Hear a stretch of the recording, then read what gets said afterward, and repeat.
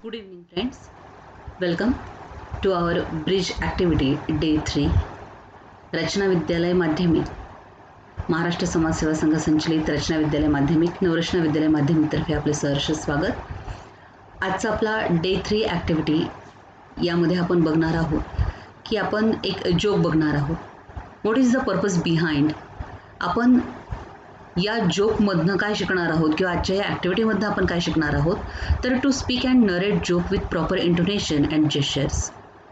आपलं इंटोनेशन आपलं प्रॉपर जज करणार आहोत, जेस्चर्स आपले व्यवस्थित असायला हवेत. त्याच्यानंतर to express boldly and confidently. या आजच्या ॲक्टिव्हिटीमध्ये आपण बोल्डनेस आणि कॉन्फिडन्स या गोष्टी शिकणार आहोत आणि त्याचबरोबर टू गेन लिडरशिप क्वालिटीज या गोष्टीही आपण शिकणार आहोत. So to the joke.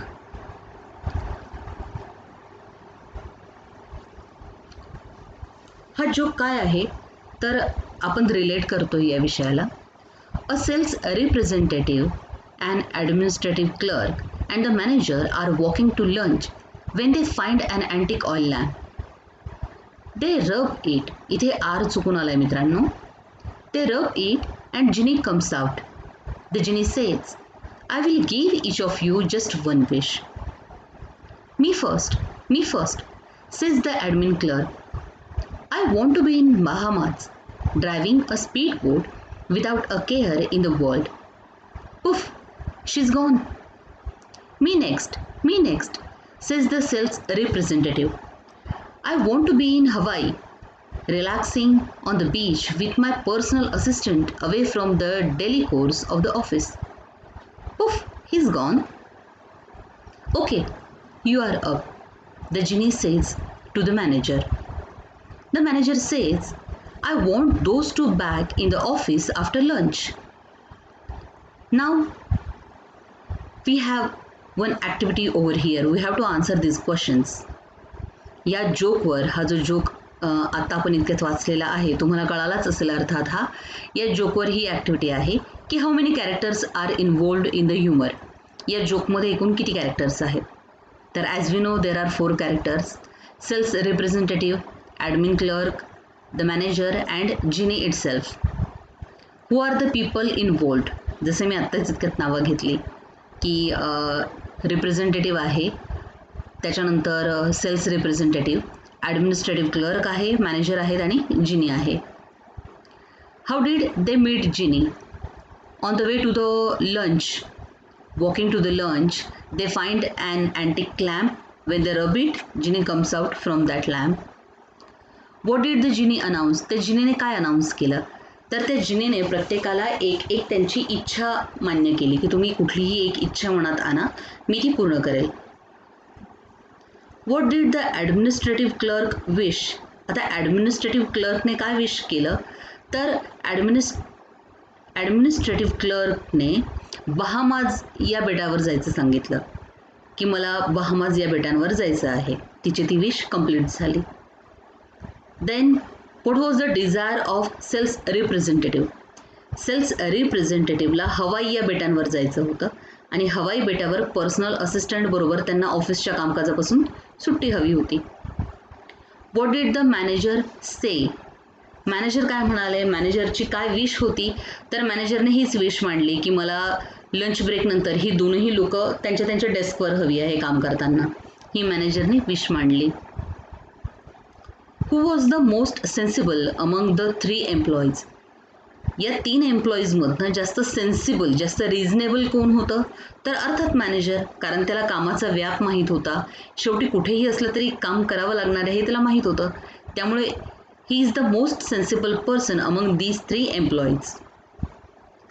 Then what lesson do we take from the humour. Actually humour are good for mental and physical health. We have to develop our mental and physical health through these humors. Same parallel activity आपल्याला एक दिलेली आहे. Here we are going through the discussion of a teacher and student. Teacher asks one question to her student की what if a lion is chasing you, what would you do? Student replies, I would climb a tree. मी झाडावर चढेल.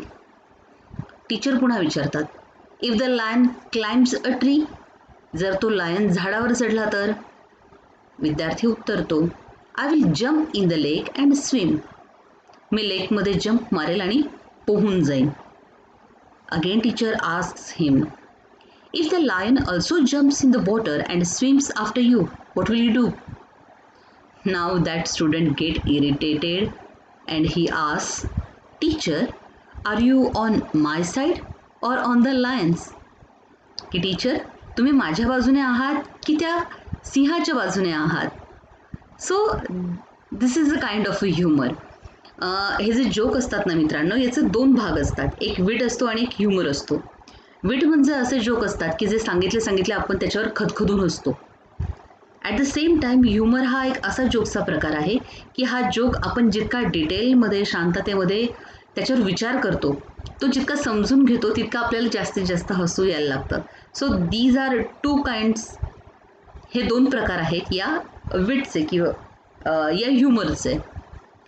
So what we learn from this joke today? आपण या जोकमधनं या ॲक्टिव्हिटीमधनं काय शिकलो किंवा काय शिकू शकतो? तर बघा, a sense of humour can improve your mental and physical health.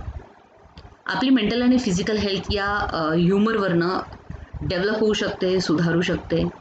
Then leadership qualities, more control on anxiety, leadership qualities develop होतात.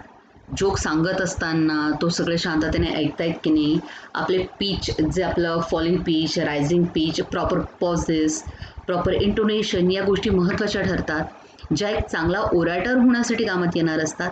So these things are helpful to us. Then greater self competency and better performance in social interaction. Confidence एक वाढतो, confidence enrich होतो. शिवाय public relation ज्यावेळेस maintain करायचं असतं त्यावेळेस या सोशल इंटरॅक्शनमध्ये आपला हा कॉन्फिडन्स खूप महत्त्वाची भूमिका बजावतो. So we have learn this thing through this activity. I hope you have understand this activity. ना what is today's homework? Homework काय आहे आपल्याला आजच्यासाठीचा? तर अशाच पद्धतीचे तुम्ही 2 जोक हे शोधून तुमच्या त्या नोटबुकमध्ये लिहायचे आहे. जी वही आपण यासाठी केलेली आहे त्या वहीमध्ये हे 2 जोक तुम्ही तुमच्या मनाने शोधून लिहायचे आहेत आणि स्वतः समजून घेण्याचा प्रयत्न करायचा आहे. त्याच्यामध्ये येणारे डिफिकल्ट वर्ड्स, जे ग्लॉसरी तुमची एनरिच करतील असे वर्ड्स विथ देअर मीनिंग तुम्ही समजून घ्यायचे आहेत. Thank you. Will meet again. Bye.